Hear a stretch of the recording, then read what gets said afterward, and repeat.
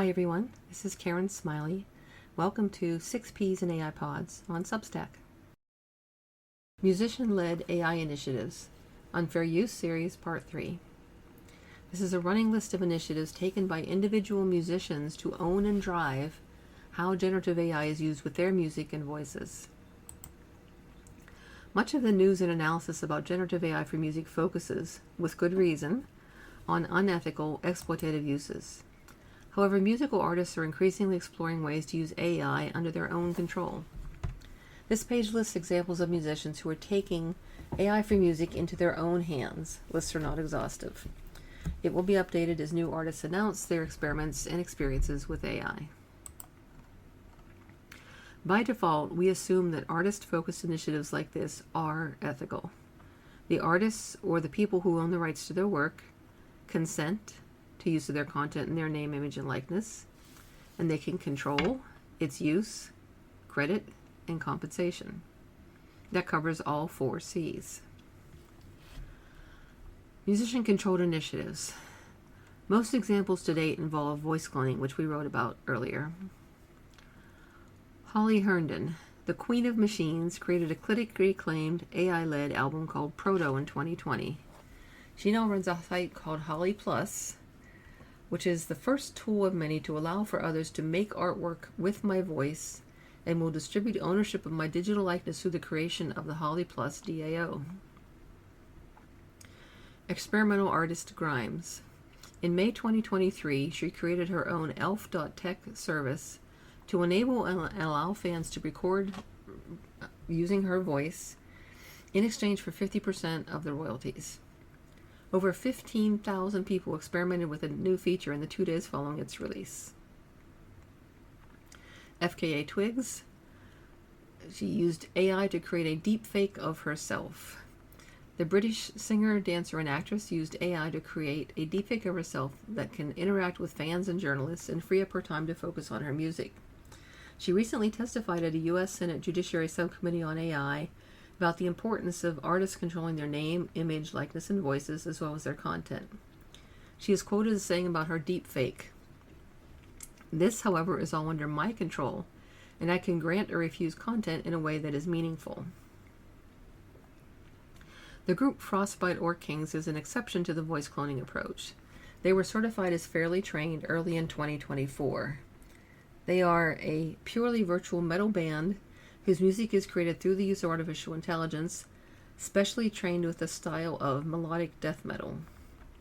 All training material is based on input created by the team members themselves. Voice restorations. A few musicians who are no longer able to perform as they did in the past have now used AI to restore their voices and revive their careers. U.S. country musician Randy Travis is a good example. 10 years after Travis suffered a stroke that impaired his voice, an executive at Warner Music Nashville suggested he try using AI. The resulting song is where that came from. Another example is rapper Beanie Siegel. His voice was damaged after he was shot and hospitalized in December 2014. In July 2023, he announced that he was going to use AI on myself to recreate his own voice for a new album. Collaborations with deceased musicians. In other cases, musicians have used technology to combine their own performances with the voices and music of deceased collaborators. Since the dead cannot consent, ethics of this practice can be controversial. Some living artists have begun speaking out about their wishes on this topic in advance. Tyler, the Creator, has voiced what many others have felt about the posthumous album trend. At an April 26 concert in Los Angeles, he noted that he's written it into his will that he does not want any unreleased music put out after his death. A notable example of an unauthorized collaboration in May 2023 was producer Timbaland releasing a song clip with the recreated voice of Notorious B.I.G., who had died 25 years earlier. Here are some famous examples where the people involved appeared to have the consent of the owners of the rights to the musician's work. Natalie Cole with Nat King Cole. In 1991, pre-AI, Natalie Cole worked with Joe Guercio, Elvis Presley's musical director, and David Foster, her producer, to originate virtual duets. Her father, Nat King Cole, had died of lung cancer in 1965. Natalie decided to record an album of tributes to her father's music. Her team used technology to record a duet of her with her father of his classic Unforgettable for her album. In brief, it was produced by dubbing her vocals into his 1951 recording. The virtual duet was well received. It peaked at number 3 in the US, number 1 in Canada, number 2 in Australia, and number 19 in the UK. It won multiple Grammy Awards, Record of the Year, Song of the Year, Best Traditional Pop Performance, and Best Instrumental Arrangement Accompanying Vocal for Johnny Mandel. The song also won Irving Gordon, who had written it 40 years ago, the Song of the Year award. Natalie died in 2016, and the Songbook Foundation acquired the rights to Natalie's music from her estate. Another example, Paul McCartney with John Lennon. Many years ago, Yoko Ono, Lennon's widow, had given Paul McCartney cassette tapes of a solo home demo, which Lennon had labeled for Paul. The sound quality was too poor to work with, at least until newer AI-based tools became more powerful. In mid-2023, McCartney used AI to clean up Lennon's demo. McCartney's goal was to get it to a releasable state as a, quote, final Beatles song.